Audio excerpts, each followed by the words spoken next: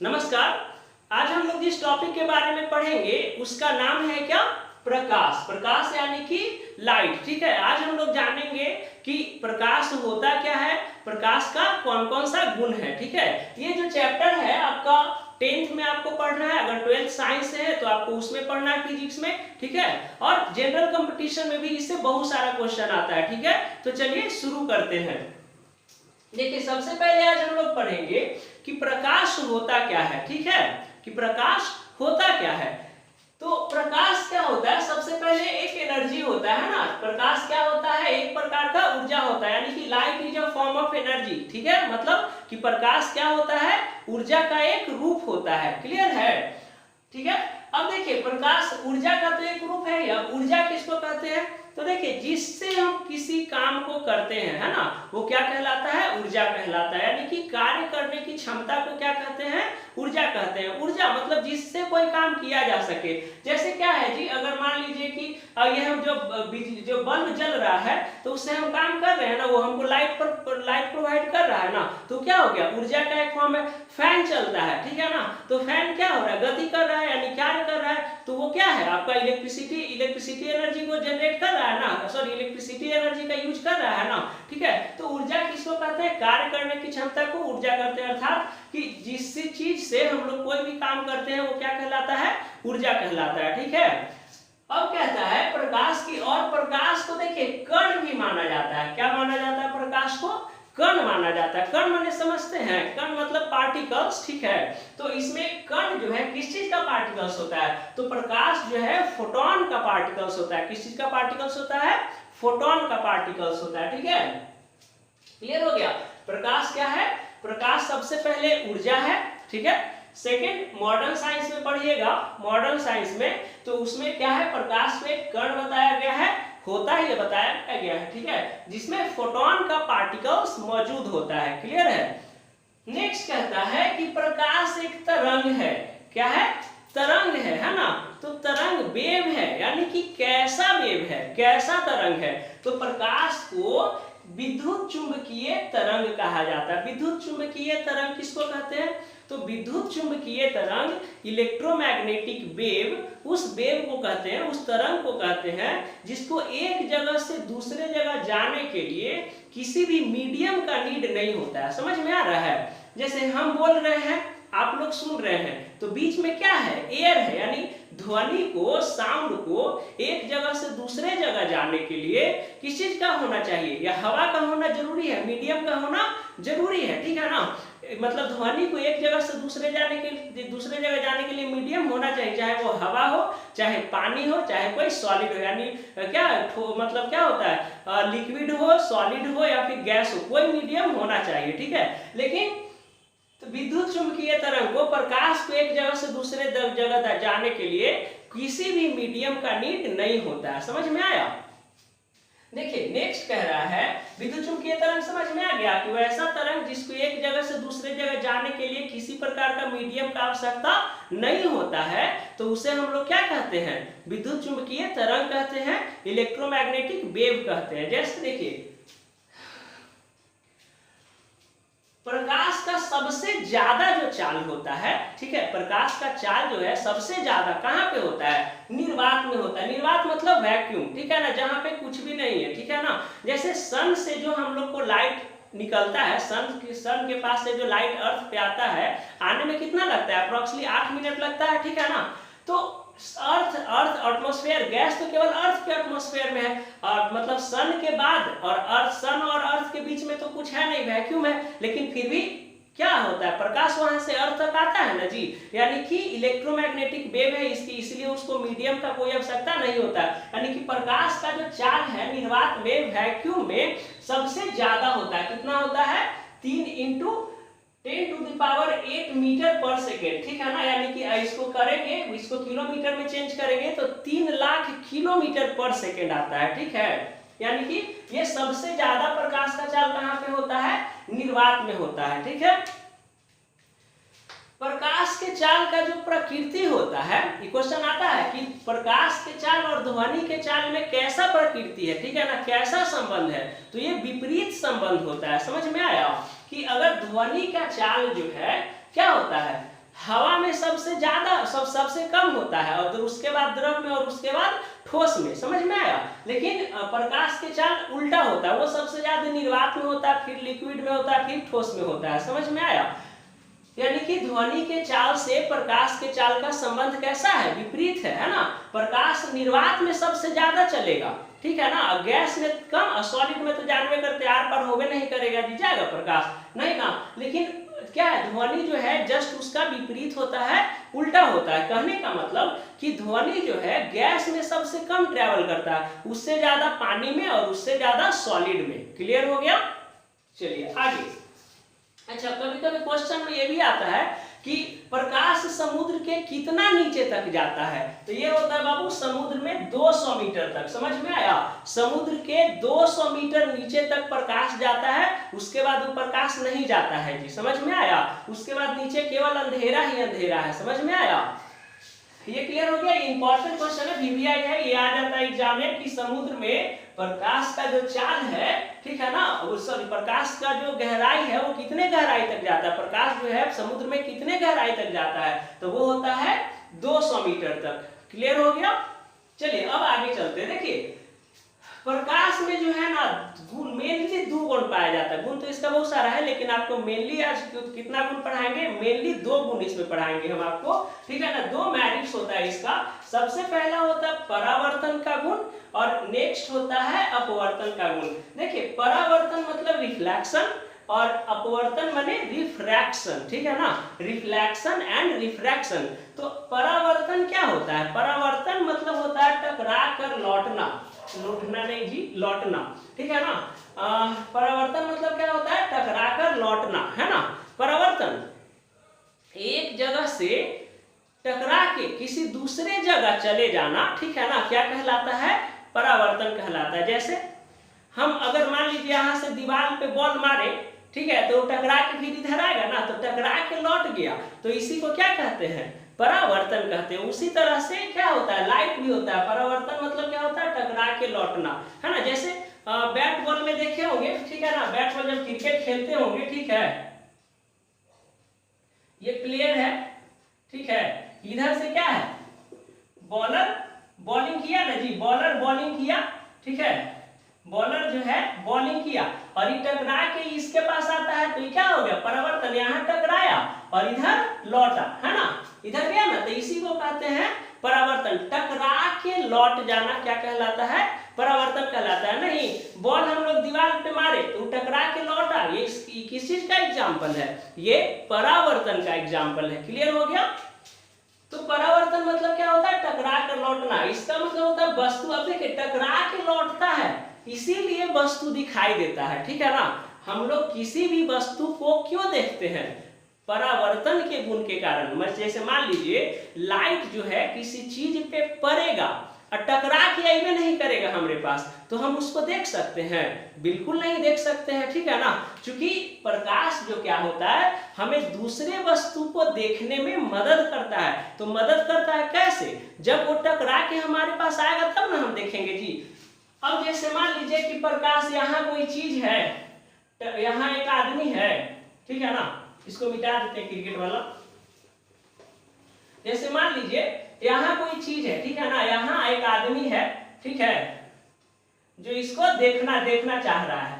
तो प्रकाश यहाँ से यहाँ जाएगा और यहाँ से यहाँ, ठीक है ना, यहाँ से यहाँ प्रकाश जाएगा और इससे टकरा के इसकी आंखों तक पहुंचेगा, ठीक है ना। यहाँ से प्रकाश यहाँ गया, इस वस्तु से टकरा के इस आदमी की आंखों तक पहुंचेगा, तभी हम इस चीज को देख सकते हैं। और जब टकरा के यहाँ आइए नहीं करेगा तो हम उसको नहीं देख सकते, है ना। मतलब कोई भी वस्तु को हम तभी देख सकते हैं कि जब प्रकाश किसी वस्तु के ऊपर टकरा के वो हमारे आंखों तक पहुंचता है, तभी हम उस वस्तु को देख सकते हैं। यानी कि हम लोग वस्तु को किस गुण के कारण देख सकते हैं? परावर्तन के गुण के कारण। अच्छा बताइए, तो कोई ऐसा पदार्थ जिससे प्रकाश लौटवे नहीं करे, ठीक है, कोई ऐसा पदार्थ जो लौटे ही नहीं, ठीक है ना, तो एक होता है ओनली वन होता है ब्लैक होल, ठीक है ना। ब्लैक करिया चीज से पता है ये प्रकाश लौटवे नहीं करेगा। जैसे काला चीज अगर बहुत दूर है, ठीक है ना, तो वो दिखाई नहीं देगा, मतलब वहां से लाइट अइबे नहीं करेगा। अभी नहीं बोले सर करिया कपड़ा तो दिखाई देता है, हाँ काला कपड़ा तो दिखाई देता है, पूरा का पूरा लाइट थोड़ी ना ऑब्जर्व कर लेता है, कुछ बहुत कम मात्रा में लाइट को क्या करता है, रिफ्लेक्ट करता है, ठीक है ना। लेकिन ब्लैक होल जो है, ब्लैक होल, ठीक है ना, ये फिजिक्स में पढ़ना है, सबसे मैसिव, ठीक है ना, मतलब फिजिक्स में पढ़ना है कि सबसे अगर ज्यादा मैसिव कोई चीज होता है, सबसे ज्यादा द्रव्यमान और सबसे ज्यादा ग्रेविटेशनल फोर्स वाला अगर कोई क्या है पिंड है, ठीक है ना, तो वो होता है क्या, ब्लैक होल, ठीक है। ब्लैक होल का ग्रेविटेशनल इतना ज्यादा है ना कि वहां से लाइट भी क्या होता है, रिफ्लेक्ट नहीं हो पाता, वो लाइट को भी अट्रैक्ट कर लेता है, उसका इतना जबरदस्त होता है अट्रैक्शन पावर, ठीक है। तो ये क्लियर हो गया, ये परावर्तन क्लियर हो गया कि परावर्तन मतलब क्या होता है, टकरा के लौटना होता है। टकरा के लौटने के कारण ही हम लोग किसी वस्तु को क्या करते हैं, देख पाते हैं। चलिए आगे चलते हैं। अपवर्तन, अपवर्तन माने होता है रिफ्रैक्शन। अपवर्तन ज्यादातर लेंस में होता है, ठीक है। परावर्तन किस में होता है, दर्पण में, और अपवर्तन किस में होता है, लेंस में। लेंस में नहीं, टकरा के लौटेगा नहीं, वो चीरते हुए आगे बढ़ जाएगा नहीं। जैसे देखिए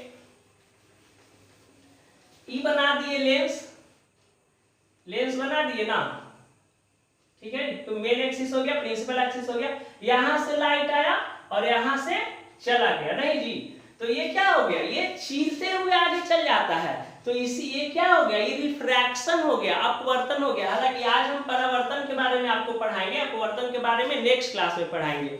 चलिए, पर अपवर्तन मैंने क्या हुआ, अपवर्तन मैंने टकरा के लौटता नहीं है, वो उसी दिशा, मतलब लाइट किधर गया ना, तो मतलब उस जो वस्तु है, ठीक है ना, जो पदार्थ है उससे मतलब होके, मतलब उससे आर पार होके आगे निकल जाता है, ठीक है। जैसे पानी, पानी में देखिए लाइट होगा तो टकराएगा नहीं, वो अंदर जाएगा, ठीक है ना, लाइट अंदर जाता है ना। हवा देखिए, हवा में भी आर पार हो जाता है लाइट, ठीक है ना। कांच देखिए, है ना, शीशा देखिए, तो शीशा में क्या होता है, लाइट आर पार निकल जाता है। तो ये अपवर्तन होता है इसमें, लेंस में मिलिए, ठीक है ना। चलिए आगे देखते हैं।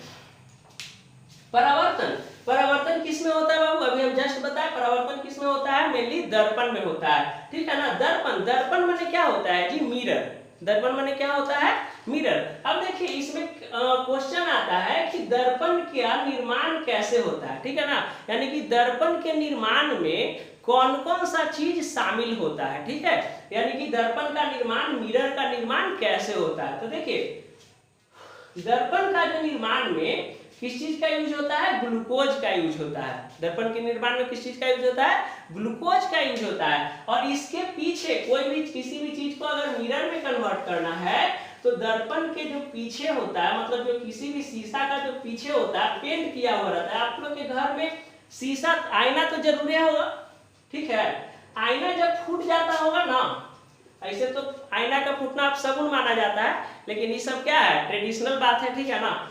ये सब साइंस के अकॉर्डिंग देखिए, ठीक है, तो आपको कोई चीज क्या है, अब शगुन और शगुन वाला कोई बातें नहीं होता है। देखिए हम लोग क्या बताए कि शीशा जब कभी फूट जाता होगा, आईना जब कभी फूट जाता होगा आपके यहाँ, तो देखते होंगे ना कि शीशा के जो पीछे है ना, इटुकरवा में क्या रहेगा, इटुकरवा में पीछे क्या है, पेंटिंग रहता है ना, ब्राउन ब्राउन कलर का पेंटिंग रहेगा, ठीक है ना। वही क्या करता है, लाइट को उसको आर पार होने से रोकता है, ठीक है। इसको हम लोग क्या कहते हैं, जो शीशा जो रंगा रहता है उसको क्या कहते हैं, या तो पेंट कहेंगे, नहीं तो क्या कहेंगे, कलई कहेंगे, ठीक है ना। और इसको जो पेंट किया हुआ रहता है वो किस चीज का रहता है, वो होता है सिल्वर ब्रोमाइड का, AgBr, ठीक है ना। उसका रासायनिक नाम क्या होता है, सिल्वर ब्रोमाइड होता है। चलिए आगे, ये तो दर्पण हो गया, दर्पण क्लियर हो गया ना। दर्पण, दर्पण मतलब क्या हुआ, मिरर। इसका निर्माण कैसे होता है, इसके निर्माण में ग्लूकोज का यूज होता है और सिल्वर ब्रोमाइड का यूज होता है, ठीक है। यानी कि जो पीछे जो रंगा हुआ रहता है शीशा, कलई किया हुआ रहता है, उसमें कौन सा, किस चीज से रंगा हुआ रहता है, वो सिल्वर ब्रोमाइड से रंगा हुआ रहता है, ठीक है। चलिए अब हम लोग समझते हैं कि दर्पण कितना प्रकार के होता है, ठीक है। तो देखिए जी, गर्मी बहुत ज्यादा है, ठीक है। दर्पण कितना प्रकार का होता है? ये जो दर्पण है कितना प्रकार के होता है? ये होता है 3 प्रकार का। सबसे पहले होता है समतल दर्पण, सेकेंड होता है अवतल दर्पण, थर्ड होता है उत्तल दर्पण। समतल दर्पण किसको कहते हैं? समतल दर्पण उस दर्पण को कहा जाता है जिसका परावर्तक सतह समतल हो, है ना। समतल यानी एकदम तल क्या हो? समतल हो। जैसे ये देखिए, ये एकदम समतल है, न धंसा हुआ है ना उभरा हुआ है, तो ये क्या हुआ? समतल दर्पण। इसको पीछे क्या कर देंगे जी? पेंट कर देंगे ना। ये पेंट क्या चीज से किए हुए हैं? सिल्वर ब्रोमाइड से। क्लियर है? ठीक है। तो ये समतल दर्पण हो गया जिसका परावर्तक सतह क्या है? समतल है कि नहीं? ठीक है। एक होता है अवतल दर्पण। अवतल दर्पण उस दर्पण को कहते हैं जिसका परावर्तक सतह धंसा होता है। समझ में आया? परावर्तक सतह धंसा होता है। देखिए, ये इधर से लाइट जाएगा और इधर आ जाएगा, नहीं तो ये परावर्तक सतह क्या है? धंसा हुआ है, इस तरह से है। परावर्तक सतह यहाँ से लाइट आया, इधर से निकल गया, तो परावर्तक सतह क्या होता है? धंसा हुआ होता है। किस दर्पण का? अवतल दर्पण का। और एक होता है उत्तल दर्पण। उत्तल दर्पण किसको कहते हैं? उस दर्पण को जिसका परावर्तक सतह क्या होता है? उभरा हुआ होता है, इस तरह से। ठीक है ना। ये उभरा हुआ रहेगा, यानी इधर से लाइट आएगा, इधर निकल जाएगा, नहीं यहाँ से लाइट जाएगा, इधर निकल जाएगा। ठीक है ना। तो इसको कहते हैं क्या? उत्तल दर्पण। समतल दर्पण, अवतल दर्पण और उत्तल दर्पण क्लियर हो गया। समतल दर्पण किसको कहते हैं? जिसका परावर्तक सतह समतल हो। अवतल दर्पण किसको कहते हैं? जिसका परावर्तक सतह क्या हो? परावर्तक सतह धंसा हुआ हो। और उत्तल दर्पण किसको कहते हैं? जिसका परावर्तक सतह उभरा हुआ हो। ठीक है ना। जैसे आप लोग देखे होंगे क्या, चम्मच देखे है ना, चम्मच घर में इस तरह से रहता है ना। तो इसका ये वाला पार्ट हो गया कौन सा दर्पण? ये हो गया अवतल दर्पण। पीछे वाला इसे जो पार्ट हो गया वो क्या हो गया? उत्तल दर्पण हो गया। क्लियर है? चलिए आगे चलते हैं। अब हम लोग समतल दर्पण का जो है, अब हम लोग क्या करेंगे? समतल दर्पण का क्या पढ़ेंगे? उसका क्या क्या उपयोग है, उसका यूज कैसे कैसे होता है, या उसका क्या क्या गुण है, इसके बारे में पढ़ेंगे। चलिए इसको नोट कर लीजिए, कर लिए है ना सब, या स्क्रीनशॉट ले लीजिए। ठीक है, इसको मिटा देते हैं, तभी तो आगे बता पाएंगे जी।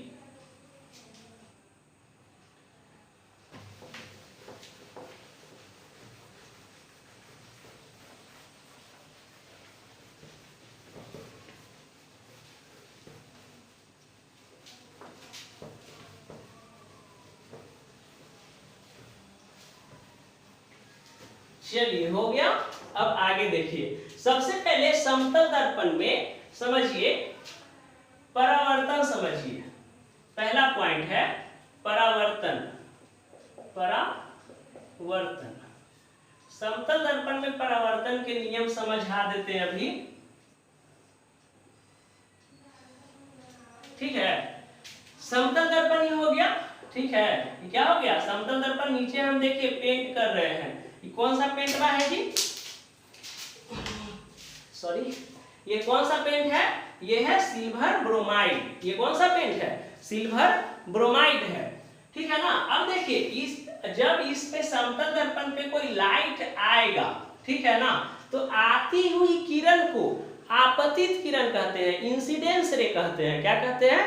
आती हुई किरणों को क्या कहते हैं? इंसिडेंस रे कहते हैं, आपतित किरण कहते हैं। कौन सा किरण हो गया?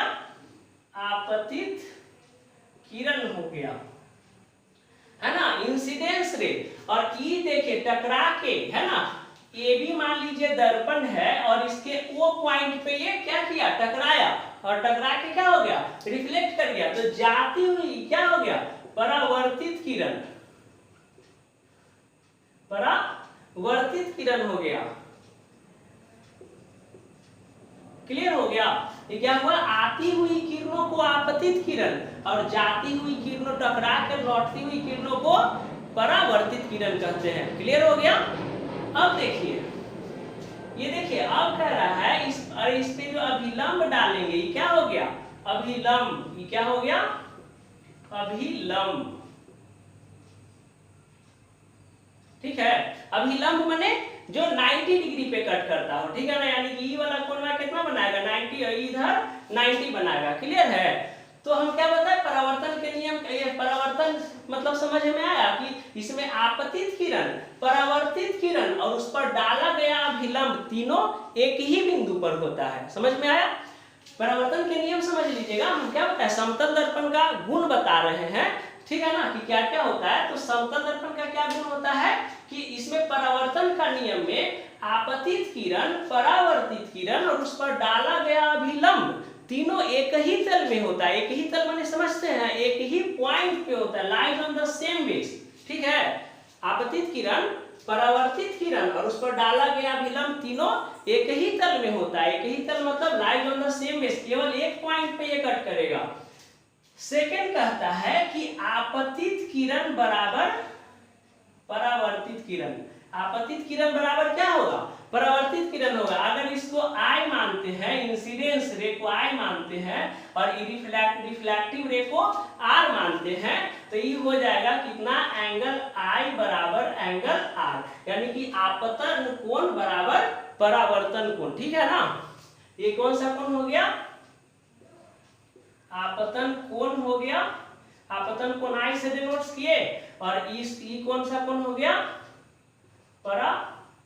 परावर्तन कोण। परावर्तन कोण को R से डिनोट कर दिए। कोई दिक्कत है? नहीं होना चाहिए। तो देखिए आपतन कोण किसको कहते हैं, तो आपतित किरण और अभिलंब के बीच के कोण को आपतन कोण कहते हैं, इंसिडेंस एंगल कहते हैं, ठीक है ना, द एंगल बिटवीन इंसिडेंस रे एंड परपेंडिकुलर, ठीक है, और normal, that is called incidence रे, ठीक है। इंसिडेंस रे मींस इंसिडेंस, ये the angle between incidence ray and normal is called incidence ray, and the angle between reflective ray and normal, that is called reflected ray, ठीक है ना। यानी आपतन कोण किसको कहते हैं, आपतित किरण और अभिलंब के बीच के कोण को आपतन कोण कहते हैं, और परावर्तित किरण और अभिलंब के बीच के कोण को परावर्तन कोण कहते हैं। और रूल क्या हुआ, परावर्तन के नियम, वेरी वेरी इंपॉर्टेंट क्वेश्चन है, ठीक है ना, 10th क्लास वालों के लिए, कि आपतन कोण परावर्तन कोण के बराबर होता है, यानी साइन I बराबर साइन R। और दूसरा क्या बताया कि आपतित जो किरण है, परावर्तित जो किरण है और उस पर जो डाला गया अभिलंब है, ये तीनों एक ही पॉइंट O पे आएगा, ठीक है ना। किस पे लाइज करेगा, पॉइंट O पे करेगा, यानी सेम बेस पे लाइज करेगा। क्लियर हो गया? देखिए सेकेंड गुण समझिएगा, दर्पण का थीटा कोण, दर्पण का थीटा कोण बराबर प्रतिबिंब का 2 थीटा, ठीक है ना, समझ में आया। दर्पण का थीटा कोण बराबर क्या होता है, क्या होता है, दर्पण का थीटा कोण बराबर क्या होता है, प्रतिबिंब का 2 थीटा कोण होता है। माने जैसे मान लीजिए दर्पण को अगर हम लोग 10 डिग्री टेढ़ा करेंगे, ठीक है ना, दर्पण को कितना डिग्री टेढ़ा करेंगे, 10 डिग्री टेढ़ा करेंगे, तो उसका प्रतिबिंब माने छाया, इमेज, ठीक है ना।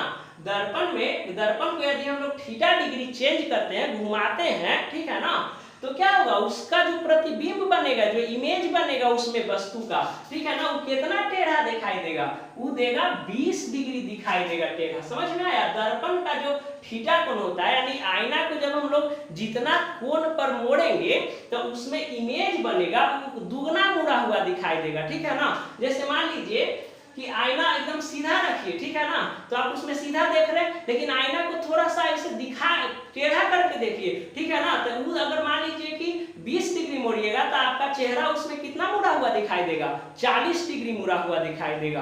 क्लियर हो गया? नेक्स्ट देखिए, थर्ड है वस्तु की चाल अगर x है, ठीक है ना, तो प्रतिबिंब वस्तु का वेग अगर v है, ठीक है ना, तो प्रतिबिंब का वेग कितना हो जाएगा, 2v हो जाएगा, ठीक है ना। प्रतिबिंब वस्तु का वेग अगर कितना है, वस्तु का वेग कितना है, अगर v है तो प्रतिबिंब का वेग कितना हो जाएगा, 2v हो जाएगा। इसका मतलब समझ रहे हैं इसका मतलब हुआ बाबू कि अगर मान लीजिए आप आईना के सामने अगर डांस करिएगा ना, आईना के सामने डांस करिएगा, तो आप जितना वेग से डांस करिएगा, जैसे मान लीजिए 20 के स्पीड में आप डांस कर रहे हैं, तो आईना में दुगना दिखाई देगा। आप आईना में कितना आ जाएगा, मम्मी आईना में कितना डिग्री दिखाई देगा, 40 डिग्री दिखाई देगा। क्लियर हो गया। इसीलिए देखिए देखते होंगे कि जहां अगर डांस वगैरह अगर आप लोग में से कोई सीखने जाते होंगे, तो आप अगर धीरे धीरे भी डांस करिएगा ना, तो आईना में लगेगा ना कि हम बहुत फास्ट डांस कर रहे हैं। ठीक है, इसीलिए वो आईना मतलब लगाया ही जाता है, ताकि क्या है, देखने में लगे स्टूडेंट्स को, मतलब जो सीखना चाह रहा है उसको लगे कि नहीं हम डांस जो है काफी फास्ट कर लेते हैं। ठीक है, उसी तरह से आप जिम वगैरह अगर जाते होंगे, जिम वगैरह, तो आईना लगल रहता है ना, जिम करिएगा तो है ना, मतलब इस तरह से एकदम करिए है ना, तो आईना लगल रहता है सामने, एकदम जैसे ऐसे ऐसे मारिएगा ना, तो आप 10 के स्पीड में मारे तो आईना में क्या होता है, 20 के स्पीड में दिखाने लगेगा। ठीक है ना, तो ये क्या होता है, वस्तु की वेग अगर v है तो प्रतिबिंब का वेग कितना हो जाता है, 2v हो जाता है, यानी कि दुगना हो जाता है। वेग क्या होता है, दुगना हो जाता है। आप 10 अगर मान लीजिए आपका बॉडी का अगर जो है ये है मूविंग है, अगर 10 के स्पीड में हो रहा है या 20 के स्पीड में हो रहा है, तो आईना में कितना दिखाएगा, 40 के स्पीड में दिखा देगा, है ना, दिखाने लगेगा। ठीक है, तो आई होप आप ये समझ गए होंगे। चलिए नेक्स्ट देखिए, वस्तु की दूरी, वस्तु की दूरी अगर x मीटर है, ठीक है, वस्तु की दूरी अगर कितना है, x मीटर है, तो प्रतिबिंब की दूरी, प्रतिबिंब माने जी छाया, इमेज, प्रतिबिंब की दूरी क्या होगा, x ही मीटर हो जाएगा। समझ में आया कि अगर वस्तु आईना है सामने, अगर समतल दर्पण है, उससे आप जितना दूर रहिएगा उतना दूर ही आपका क्या बनाएगा, इमेज बनाएगा। क्लियर हो रहा है। आप जैसे जैसे आईना के पास जाइएगा वैसे वैसे क्या होगा, इमेज आपका बड़ा होते जाएगा, और जैसे जैसे आईना से दूर होते जाइएगा वैसे वैसे क्या होगा, आपका इमेज छोटा होते चला जाएगा। क्लियर है। तो ये हो गया कि वस्तु की दूरी अगर x मीटर है तो उसका प्रतिबिंब की दूरी भी क्या होगा, x मीटर, यानी ये दोनों में क्या होगा, बराबर का संबंध होता है। एकरा जैसा नहीं कि दुगना हो जाएगा, ये अभी दुगना है ना जी, कि ठीक है थोड़ा सा मोड़ेंगे 10 डिग्री तो ये और टेढ़ा दिखाएगा 20 डिग्री। एकरा में डांस करेंगे 20 के स्पीड से तो दिखाने लगेगा कितना की स्पीड से, इमेजवा में 40 के स्पीड से। लेकिन वस्तु की दूरी में ऐसा नहीं होता, जितना हम दूर जाएंगे उतना छोटा इमेज, उतना दूर इमेज बनाएगा, जितना पास जाएंगे उतना पास इमेज बना देगा। कौन, किसका गुण बता रहे हैं हम लोग, समतल दर्पण का गुण बता रहे हैं। नहीं, चलिए आगे देखिए, नेक्स्ट होता है 5वां, अगर हमको दर्पण में पूरा शरीर देखना है अपना, जैसे मान लीजिए मेरा हाइट है कितना है, 5 फीट 6 या 7 इंचेज है, ठीक है ना, 7 या 8 इंचेज है, ऐसे 6 के बीच में है, ठीक है ना। तो वस्तु की दूरी अगर हमको अपना पूरा बॉडी का ये देखना है, अपना पूरा बॉडी को किसी इमेज में देखना है, तो हमको कितना लेना पड़ेगा, पूरा शरीर देखने के लिए, ठीक है, पूरा शरीर देखने के लिए, पूरा शरीर देखने के लिए हमको कितना बार लेना पड़ेगा जी, 1/2 लंबाई का मिरर लेना पड़ेगा। समझ में आया। अगर मान लीजिए कि मेरा हाइट जो है 5 फीट 8 इंच है, ठीक है ना, 5 फीट 8 इंच है, तो हम क्या करेंगे, हमको कितना बड़ा इमेज लेना पड़ेगा, ये समतल दर्पण लेना पड़ेगा, कितना बड़ा मिरर लेना पड़ेगा ताकि मेरा पूरा बॉडी दिखाई दे, ठीक है। तो ये कितना हो जाएगा जी, 2.6 और 4 जोड़ दीजिए एकरा में, यानी 2 और 2 फीट और 10 इंच का लेना पड़ेगा, नहीं है ना, लेना पड़ेगा। इसका निकाल लीजिएगा आप लोग, ठीक है। 5 का हो गया 2.5, तो 2.5 हो गया 2.6 और 8 इंच का कितना, 4 इंच। हाँ तो ठीक तो है। कितना लेना पड़ेगा हमको, हम आईना कितना, समतल दर्पण कितना बड़ा लेना पड़ेगा, 2 फीट और 10 इंच का हमको आईना लेना पड़ेगा, तब मेरा उसमें पूरा का पूरा बॉडी जो है 5 फीट 8 इंच उसमें क्या होगा, दिखाई देने लगेगा। क्लियर हो गया। चलिए आगे देखिए, पूरा शरीर देखने के लिए मिरर का लंबाई कितना होना चाहिए? आदमी के शरीर का आधा होना चाहिए। अब अमिताभ बच्चन कितने फीट के हैं? 6 फीट के हैं जी, तो उनको कितना बड़ा इमेज चाहिए, कितना बड़ा आईना चाहिए उनका पूरा बॉडी देखने के लिए? 6 फीट से ज्यादा ही होंगे, तो उनका मतलब जो अप्रोक्सली है कितना बड़ा ये मिरर लगेगा? तो 3 फीट का लगेगा। क्लियर हो रहा है? आगे देखिए, अब प्रतिबिंब की संख्या, छठा है प्रतिबिंब की